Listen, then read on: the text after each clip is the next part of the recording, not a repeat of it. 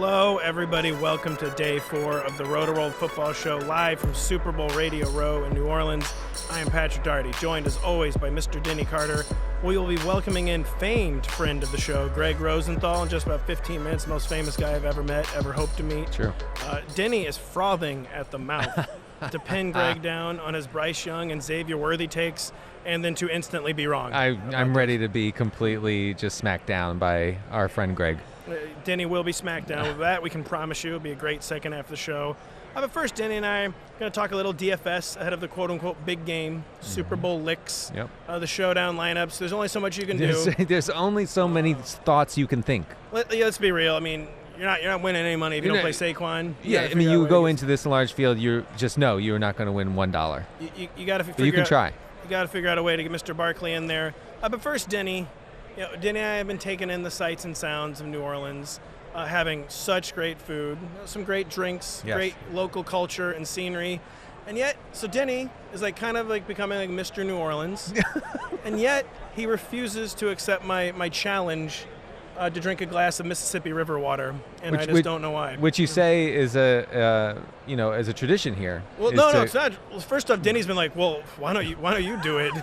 You're trying to get me to do it. Why do I need to do it? The answer, of course, is I live on the Mississippi River in St. Louis, and I drink it all the time. It's refreshing. Yeah. Look, I told you last night, if they don't put it in a White Claw can, I'm not drinking it, okay? We went to the bar. I said, do you have any Mississippi River brand, White Claw? They said no. So until we see that, you're going to be the only one drinking that. Well, Denny, that was a bit of a ruse because I'm here to give you special news. Okay.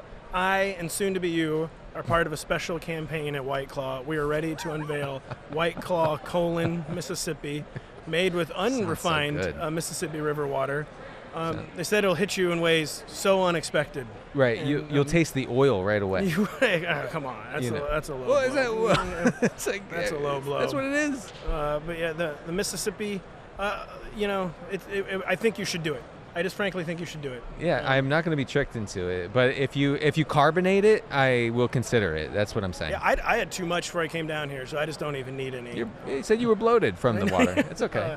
Then another thing, we need to tell our friends, our listeners, our viewers, check out on social media. We may have been kicking some field goals today. Oh, We're not going to spoil it. Yes. But one of us reigns supreme. We all reign extremely well.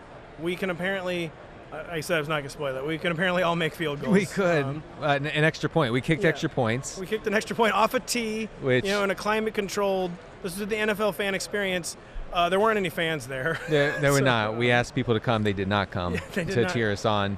But Lawrence Jackson made his kick. Pat made his kick in an amazing way. You'll see that. And I somehow got a kick through the upright. So we all felt good about ourselves headed out of there. It was one cool feat that we all accomplished. In the lowest pressure environment ever, with the tee, with 6 to 7 tries. I felt pressure when Lawrence is, the king of social media. Lawrence is filming. He is. I felt a little trembly. I'll be honest. Speaking of feeling pressure, Denny, trying to win showdown lineups on Sunday during Super Bowl LIX. Because everyone has the same idea, Saquon or death, kind of. Right. I get the feeling you might choose death. That's how you tend to do it. You tend to always avoid the players who just score fantasy points. With that being the preamble, this kind of lay out the state of the showdown, heading into a game that, it could end up being a limited possession. Kind of both teams trying to avoid the big mistake more than hit the big play. Right. What's just the overall state of DFS heading into Super Bowl Sunday? Look, there are only so many ways to talk about this game because both of these offenses are pretty concentrated when you think about it. I mean, the Eagles' offense is as concentrated as it gets in the NFL. You can see that if you're watching this on YouTube. You can see the salaries on DraftKings, showdown salaries. Barkley's at top, then Hurts, Mahomes, A.J. Brown, Kelsey, Worthy, Smith, and Hunt. Now, I will say that if you want to get weird, again, as in last week and the week before when we talked about DFS stuff, the best way to get weird is to not have Saquon Barkley in your lineup. Now, we would never, ever in a million years root for an injury, but usually that's how it happens with an unstoppable player. If he misses time in the game, and you don't have him, then your lineup instantly shoots up to, the top 5%, maybe the top 10% as far as uniqueness goes. So if you want to get unique, you know how to do it, and it all revolves around Barkley. Yeah. I'm assuming, are you going to have any Saquon lineups? Yeah. Yes, right. And, depending on how much you're putting in or whatever, I mean, not recommending anything as far as like how much to play here. But if I'm going to make 20 lineups, I'm going to have Saquon in at least like 6 or 7 of them, right? So I'm not going to be completely dismissing him as an option. I don't feel that strongly. Also, he is too big to fail, right? He is. I mean, as the centerpiece of this high-powered Philadelphia offense, which, by the way, the Eagles still run the ball when they're trailing, okay? They're about 50-50 when they're trailing. One of the few teams that are in that area. So it's not like they completely quit on the run game as soon as they face a deficit. They don't. So even if they get down 7 or 10 points, Saquon could get his. Denny, a common thread with or without Saquon in the lineup is obviously you're going nowhere if you don't get unique on Sunday. Right. Everyone's trying to get unique, but some people are more willing to get unique than others. And we're talking kickers, we're talking defenses. You mentioned to me before the show, those are 2 of the easiest ways to get unique. We have a few more things, a few more DFS talking points, but with regards to the kickers and the defenses, first up, which defense would you even play? Yeah, that's a good one, because I mean you're basically, because these quarterbacks don't make many mistakes, you're basically banking on a touchdown. You're banking on a defensive touchdown.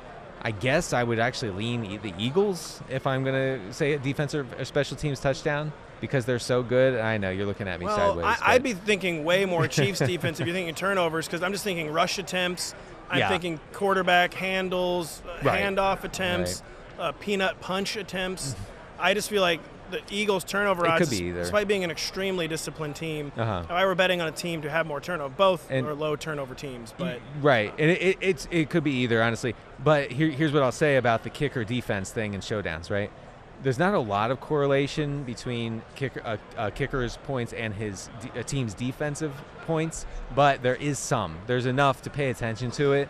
So I guess my recommendation is, if you're going to go with Kansas City defense in your lineup, and you want to go with a kicker in anticipation of a low-scoring game, perhaps, you go with Butker, and then vice versa, you go with Elliott if you throw in the Eagles defense into your lineup. So the game total is 48.5. A theme every year at the Super Bowl is everyone's always rooting for the over. Everyone wants a fun, high-scoring game, but as you just alluded to, that's one way to get to unique, is play for a low-scoring game. Yes. Kickers and defenses are a central plank of that, of course. But if you're playing for a low-scoring game with these 2 teams specifically, does anyone get more attractive to you? Right. Anyone beyond the non-skilled players? Right. That's what you do, especially with the showdown, with any DFS lineup. But with a showdown lineup, you have to tell a story, right? And what's the story? Are you going to paint the story of like a 17-14 game? If so, then you're going to need a defense. You're going to need probably a kicker. You're going to fade like some of the really high-priced guys completely, because they're just not going to get there in such a scenario, right?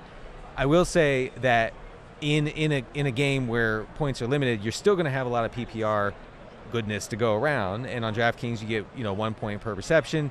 That means that Worthy and Kelsey, for me, are still in play in that scenario. Is A.J. Brown in play? I don't know. In that sort of low-scoring scenario, Devontae Smith, I'm really not sure. Goddard, I actually do think could thrive in such a scenario, because he's the check down guy. We mentioned it, 5.5 A-dot average depth of target against man coverages this year. Speaking of the game total, by the way, what is your gut? Because you have to have that in mind when you're building a lineup. Do you think it's going to be not even just like hedging? It's just like, do you think it will be an over or an under game? My guess is definitely an under game, where I think it's going to be 2 teams trying to outlong possession each other. Even with the Chiefs' run game kind of in shambles and the Eagles' run defense really solid, I think we're looking at one of those. We could have like a single drive where Mahomes is like 10 or 11 pass attempts, like that kind of game. I feel like this game's going to be an over. It's going to be one of those ones that requires like a frantic fourth quarter. Like something kind of weird has happened, and all of a sudden they're both hurry up in the fourth. But so I'm feeling the under, but what are you feeling? Yeah, you're right about the possession. So these teams can do like funeral marches down the field, right? Where it's like Jalen Hurts converts. New Orleans brass band Yeah, march. right. Yeah, down them. And we love that. That sounds better than what I'm talking about. Jalen Hurts, converts 3 tush pushes on the same drive, that sort of thing. And that can translate easily to a 7-minute drive. Patrick Mahomes checks down 5-7 yards every single play all the way down the field. He converts 4 or 5 critical third downs or even fourth downs, and that's a 7-minute drive. So that wipes out a lot of play time, a lot of game time. And really, neither of these defenses this year have given up big plays, especially the Eagles' defense. So that actually could be likely. You're making me think the under is very much in play. And now the over automatically hit. Yeah, clearly, yes. But we can't talk about Super Bowl DFS without talking about the guy. I feel like we never talk about him anymore from an actual fantasy perspective is Patrick Mahomes. We talk about him from like metaphysical and like spiritual perspectives. Like he's just rendered all analysis moot. There's no point in even talking about this game. We have to talk about Patrick Mahomes. What is the best way to stack Patrick Mahomes in this game? It's a good question. I wrote this up for Rotoworld. If folks want to check it out, it should be up on Friday morning on the site. Look, I'm going to say again, Kelsey and Worthy are the short game operators. Really, no one else is seeing short game targets, right? So they jump out to me as must stack options with Mahomes. Now, if you want to get really heavy on Chiefs, you throw Noah Gray in there. Now, I was praying, just like Denny. Yeah, I'd be a little worried about Denny's health if he didn't say Noah Gray. Say Noah Gray. Yeah, no, you would need to call a doctor to the stage immediately. With Noah Gray, though, there's a lot of unpredictability. So he could run 20% of the routes and be pretty much a bust unless he catches a touchdown against the Eagles. He could also run 50%, and that's pretty strong for a tight end too. That's where you can get, kind of 4 or 5 sneaky receptions, maybe get a touchdown in there. He's very cheap. And I would guess that there won't be a lot of lineups on DraftKings that have Kelsey and Gray. So you're looking for that, I think the word is combinatorial, combinatorial uniqueness. And you get 2 tight ends in there, and that's what you have. Crane has made that is a Crane word. Crane has made the fantasy football vocabulary just way, way too big. I didn't hear you say Justin Watson, by the way. I mean, are we done getting truly sick? Did we just not do sicko plays? He's not really running that many routes with Hollywood Brown back. So, I mean, you're just hoping that he catches 1 touchdown. He's going to see 1 target. If that's a touchdown, then you win. If not, then you look silly. Does Isaiah Pacheco qualify as a sicko play? He does. Yes, he does. Yeah, absolutely. And really, because if you're looking for a fluke touchdown, what number 2 running back, which we think he is right now, that's what he is. Always a good place to look. And he's not seeing the goal line stuff, Yeah, but I mean, really, what you're saying is, will Kareem Hunt get dinged up in this game? Not even just that, just he's tired at the goal line or something. Could be. Yeah, right. The odds of a fluke touchdown for Isaiah Pacheco are so much higher than even Noah Gray. Yes. Than Justin Watson, of course. That's another combinatorial situation where if you throw Pacheco and Hunt in your lineup together, first of all, it's sick, it's disgusting. I'm horrified by it, but also it's a great move potentially because if both of those guys get there in a low-scoring slugfest, then you're probably in the money. Can you make any money if the only Eagles you even consider playing are Hurts and Saquon? Right. Or is that just not a viable approach and you have to find a 3rd Eagle, maybe a 4th Eagle? No. I think that's viable, and you throw Hurts in there because Hurts can get there all by himself because of the rushing, right? So say he has a really down passing day, maybe he has 150 passing yards, really, and no touchdowns, right? So that means A.J. Brown doesn't get there. That means Smith doesn't get there. Goddard probably doesn't get there, but he can because he's still going to rush 10 times. Maybe that includes 2 touchdowns, right? So you throw him and Barkley, and maybe they score all their touchdowns on the ground. So that is viable, I would say. Now, and I wanted to mention with Mahomes, putting him in the captain spot where you get 1.5 times the production out of that spot will be unique because very few people are going to be in that mindset, I think. It's a bad play in and of itself, but again, you have to kind of get ugly in some of these showdowns. Well, that's where we're going to leave the conversation, is the captain spot. Need not apply if you're not putting Saquon or Hurts in the captain, or I guess the second tier, Kelsey or A.J. Brown. Who will be in the majority of your captain spots? Well, if you want to, right, I think it's going to be A.J. Brown for me. If you want to go all in on this anti-Barkley situation, which just sounds like bankruptcy to me. It sounds like and yet another Spirit Halloween. They swear it's like a Starbucks thing. I don't understand how there can be one on every corner at an intersection, but They said it's like an induced demand. Right. Induced demand for Spirit Halloweens in Denny's backyard. The bank examiner is busting down the door of the convention center right now, trying to get in here as I'm talking about it. Credit to the security down here in New Orleans. They are not letting in Denny's bank examiner. Thank God. That is not a legally binding document. I can have document. some peace for once in my life. But yeah, so if you're going all in on the anti-Barkley thing, then you put A.J. Brown in the captain, you put Hurts in one of the flex spots, and that's about it. Maybe you throw Goddard in there. We'll be right back after this when Gregg Rosenthal and his entourage show up to join the Rotoworld football show. NBC Sports Now channel is live all week from New Orleans. You can watch the Rotoworld football show, plus get insider access and analysis from Mike Florio, Matthew Berry, Kyle Dvorchak, Chris Sims, Dan Patrick, and Dan Lebitard. Don't miss interviews with NFL stars, coaches, and celebrities. The NBC Sports Now channel is available on Peacock, the Roku channel, Samsung TV, and more. Visit NBCSports.com/now for more details. It is now our distinct pleasure to welcome in our old friend, Rotoworld OG and NFL Daily host, Gregg Rosenthal, a man of the Northeast who has somehow become both a man of New Orleans and Los Angeles. You're leaving a big geographical trail throughout this country, Greg, but you're simply the man to us. Thank you so much for taking time to join us. New Orleans was only college, so I feel like I am a tourist, but it is like the best place ever. Yeah, I don't know if you guys agree with that. I always thought I would live here long term. No. Right. My wife decided no on that, but I would if I could. You don't like the 142% humidity? I do, actually. Right. I'm into that. Like, I'm a small, frail, cold person, so it makes me feel good. Gives a little pop to the hair, too. Yeah, good. I don't mind it. Pat has done nothing but complain about that. Even when it wasn't hot. Even when it was like 68 degrees. Here. And Pat's like, oh, God, I'm sweating. It's too hot. Speaking of 142% humidity, guess where I live? St. Louis. So you think I need that in the winter? No, you're right. That's the one time I can get away from the humidity. But you're a huge baby. And it's true. That too. Real quick, Greg, does Ben Shelton get us an American Slam this year? But look at you, going tennis. I've lost faith in Taylor Fritz. I'm sorry. I really would love to, somehow, this wouldn't be allowed in any world, but get rehired at Rotoworld as a tennis betting expert.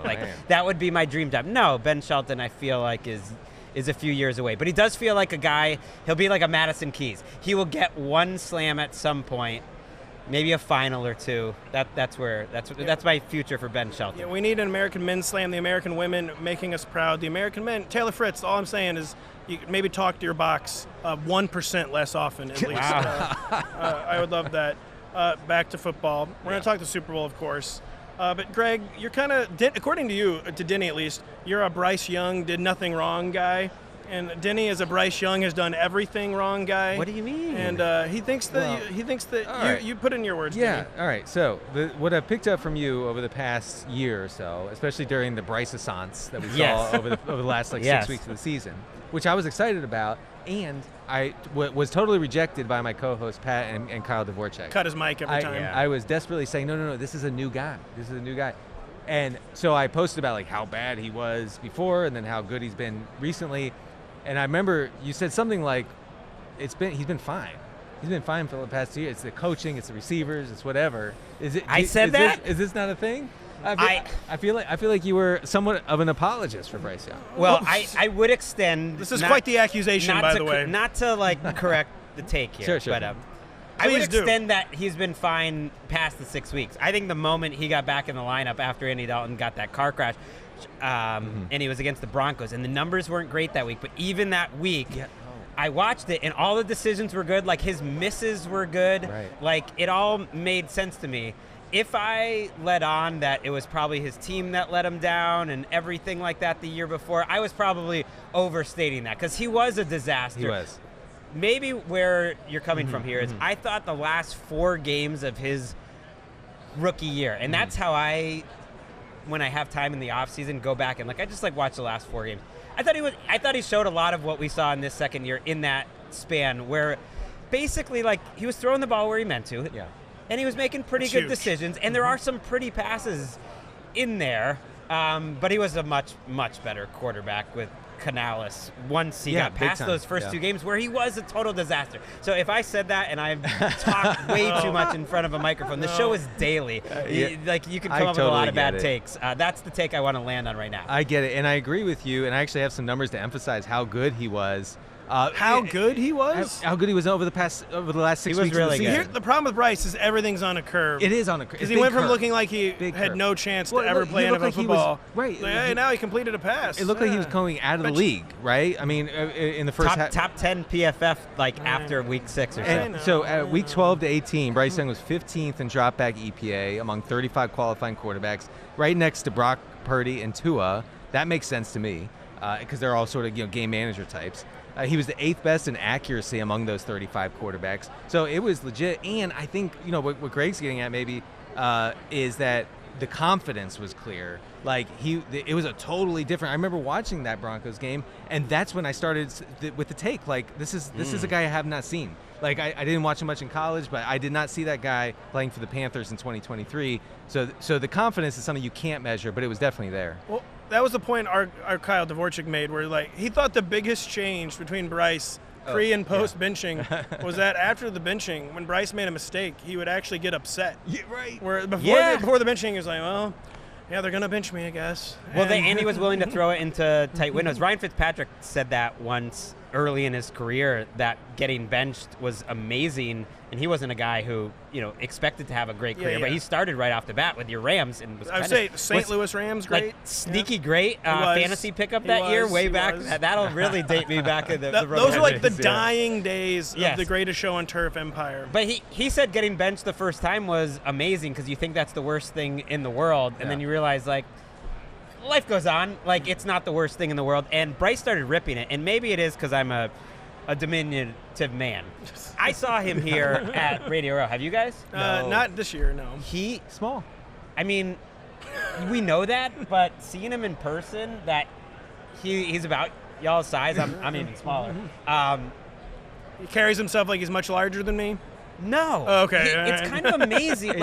You don't think of him as an underdog story because he was the number 1 pick in the draft and he went to Alabama and he won all this. But you have to be so good to get to that point, and he is that good. Now, what does that mean on the scale of things? He is in the mold of some types of quarterbacks that I do like. Like, could he be like a better Teddy?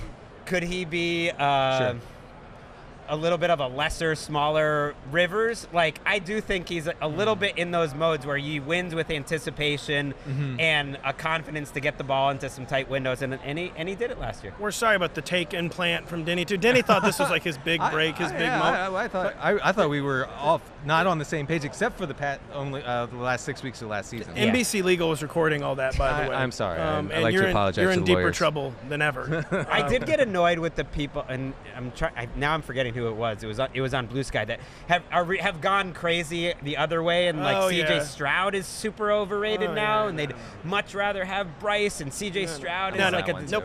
Wait, you're on that? I'm on that one. Maybe it was. If there's a bad take train, Denny's on it.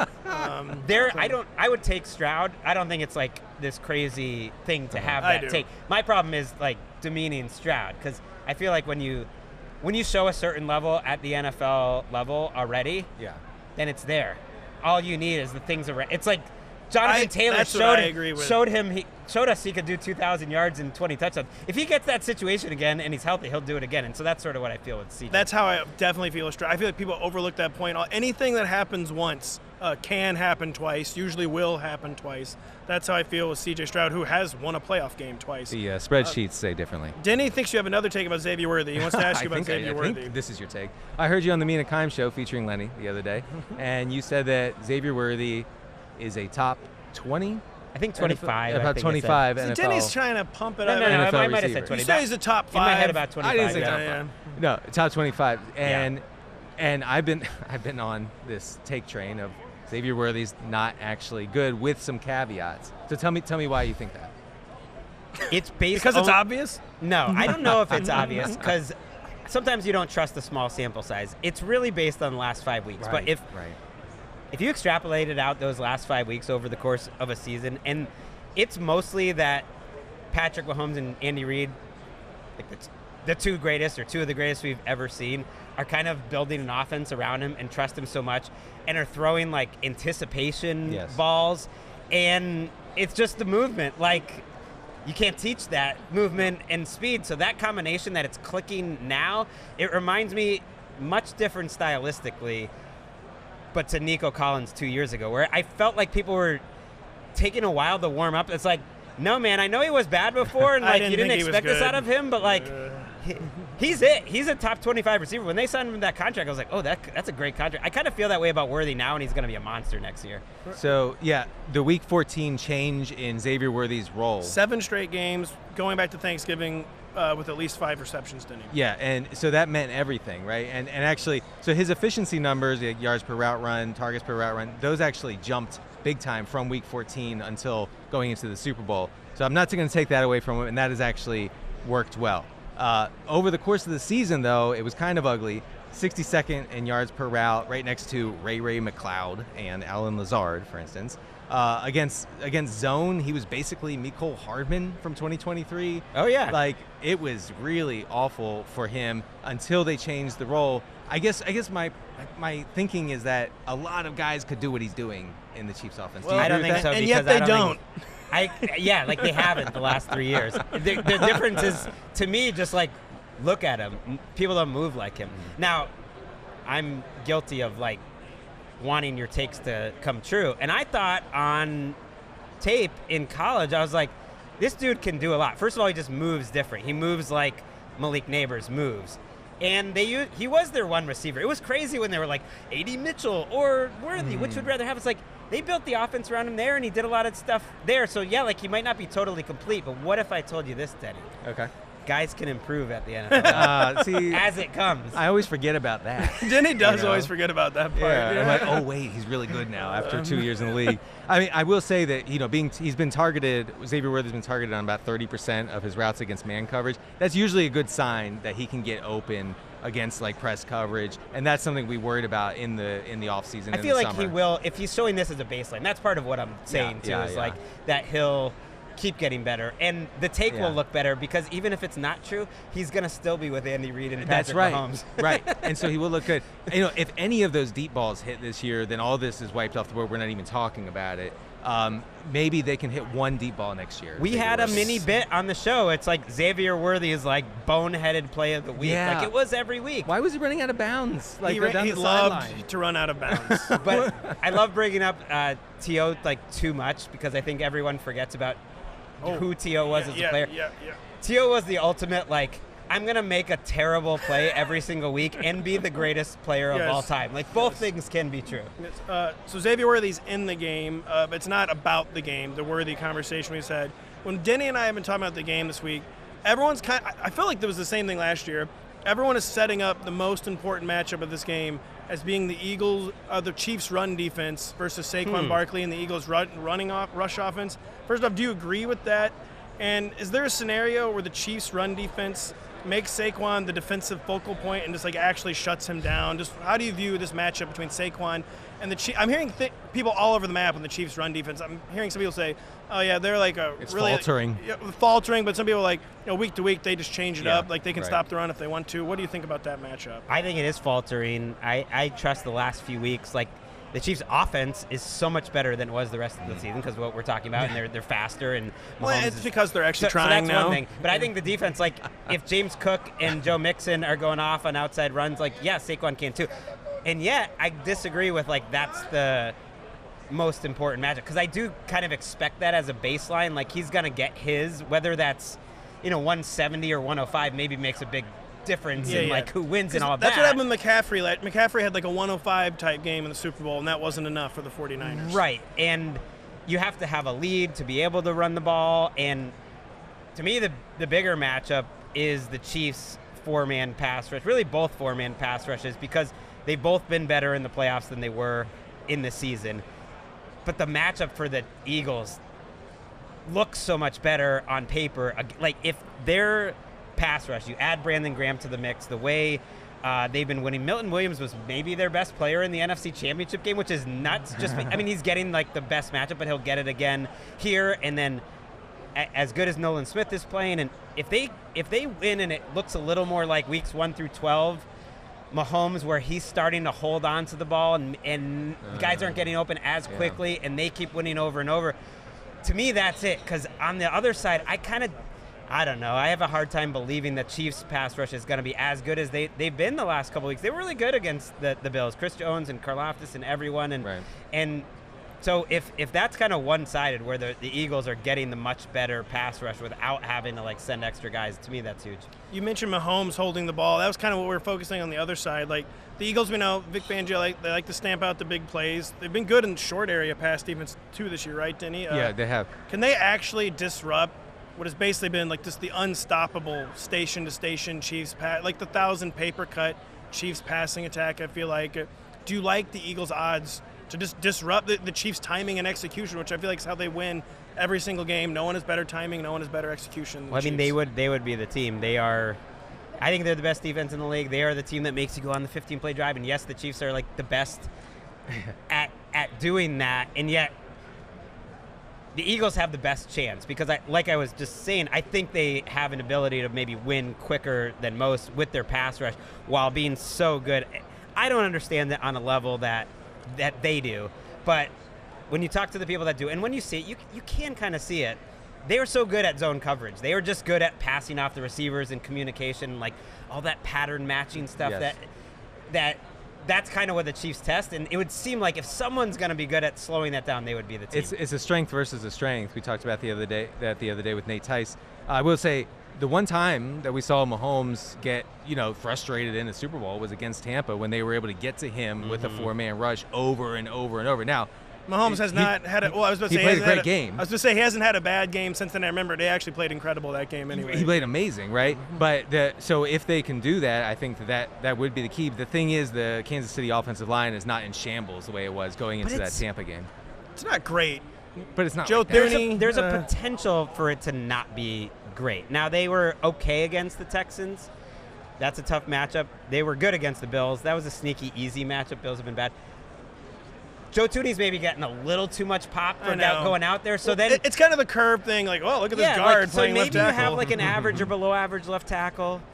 No. You have a right tackle who's okay, and then there's more weakness on the interior because Thuney's not there. They're still good. You're right. It's not in shambles like they were a couple years ago. It was bad, but I don't know if it's like a strength right now. It's okay. No, it's not a strength. If any team, but like you said, Greg, if any team can do that, put constant pressure on Mahomes with 4 guys, it is the Eagles. Also, just a nerdy stat here, Eagles allowed the second fewest yards on short area passes this year, yards per attempt on passes between 0 and 10 yards. And that's really like where Mahomes feasts with Worthy and with Kelsey especially. To put a bow on everything we've been talking about, it's our final question. It's, of course, a game prediction, but it's also a 2-part question where part 1 is just have the Chiefs ruined analysis because it kind of feels like nothing you say about any game they play in actually matters. And so, the Chiefs are just going to win. I mean, whatever. All week I've been setting up people like, listen, we know the Chiefs are going to win, but say if the Eagles were going to win, what would it look like? But we know the Chiefs are going to win. Have the Chiefs ruined analysis? What is your game prediction? My game prediction is the Eagles are going to win a high-scoring game, 32-29. Fell for it again award? Yeah. I had the Chiefs winning last year, so I was right there. I also had the Eagles winning 2 years ago, so I was very wrong there. But they played pretty well. They did. I think Brandon Graham's going to be like the sneaky hero. He's going to do it again, like have some big moment. They have a good pass rush, and he was their best pass rusher this year, so that's a big addition. But I loved your point about the analysis, and I have a good theory I've thought about a lot. Because do you guys listen to NBA podcasts? Are you NBA fans? Sometimes. I read people tweeting about NBA podcasts. I'm older than you. For some reason, in my 40s, I've gotten way back into the NBA. It's like I'm not sick of football, but it's fun to just be back being a fan. And they think the regular season matters so much because they're covering it on a day-to-day basis, and they know everything that's happening, and they're doing this and that, and they want that Tuesday in Charlotte that they spent breaking down film to really matter, and so then they extrapolate and they think it matters moving forward. And I've found over the last 3 years, it never matters moving forward. Nope. And that's the Chiefs. We want week 8 to matter. We want week 5 to matter. We want everything to matter. And it's like the NBA. I compare them to the Durant Warriors all the time. Like, it doesn't matter. Just stop. Just get in the playoffs. Yeah. It does matter. Like, they're working on things, but the thing never forget with the NBA is that the postseason is its own season, and it's a separate season, and mostly you're warming up for that season and trying to get in position. And by the way, Now they're playing better than ever, and they're healthier. And and I think for rare teams, and the Patriots were certainly one, and the Chiefs are obviously one. It's like it really is 2 seasons, and this is the season that matters. Well, the Chiefs self-evaluate, especially like around mid-season, and I think that's where you see changes, like with a guy like Xavier Worthy. Like, it's not working. Whatever we're doing with this kid's not working. We're going to change his usage. So the self-evaluation is critical for them as they go into the playoffs, and then they just decimate people. So they've ruined regular season analysis. Yeah, okay. I actually think we can take what they've done. Since that little remember that 3 games in 11 days everyone was talking about, that was when the flip switch. It was. And it was almost like they could see the light at the end of the tunnel, right? Yeah. If you only evaluated those games, that Chiefs team is awesome. They're the best team in the league, basically, since that point started. That was when they finally had something to play for, not playing in Week 18. Like, dude, I do not want to play, especially after 3 games in 11. But yeah, the regular season, the Chiefs are just always working on their slider. I'm just going to really work on my slider for about 2 months. We're going to own this. And that was a great point you made. It's so rare in the NFL. It really has, I think, only been the Brady Pats and the Mahomes Chiefs. Because there's no team that's ever been good enough, or no quarterback that's been good enough where you can coast through the NFL regular season. Except, let's not fall for the okie doke next year. Like when the Chargers go on a 4-game Week 8 to 12 streak, it's like the Magic went like 13-1 over some January time. It's that doesn't really mean they're contenders. Denny knows I'll never fall for it. I'm saying, Chiefs doesn't. No, he hasn't. He's been a stalwart this whole time. When they lost the Raiders this year, when they lost, the first time I ever went that route, and I was wrong. Last year when they lost the Raiders on Christmas Day, I just kept posting on that they're still going to win the Super Bowl. And it seemed like they had completely lost it. Like they had to blow up the franchise, and you were still on board. Just great stuff with Gregg. I wish we could go twice as long, but we were out of time. Gregg, real quick, tell our audience about NFL Daily, what you're working on. It's in the name. It's right there, wherever you get your podcast. We're on YouTube, and I'm going to see what the first off season is like with a daily football show. All right. So I am excited for it. It's going to be different. Awesome stuff. I look forward to coming on, hopefully. For Gregg, for Denny, I'm Pat. Thank you so much for listening. We've had such a great time at NFL Radio Row in New Orleans. Hey, it's Matthew Berry from NBCSports.com and Rotoworld.com, and I want to thank you so much for watching whatever it is you just watched, or if nothing else, being too lazy to click out of the autoplay after this video started, after whatever it is you actually wanted to watch finished. But now that you're here, I'd like to take a moment here to ask you respectfully now, okay? I'm asking you respectfully to subscribe to the NFL on NBC YouTube channel. You'll get the latest Rotoworld fantasy news headlines, all sorts of great shows, including my own Fantasy Football Happy Hour. So go subscribe now. Again, I'm asking respectfully.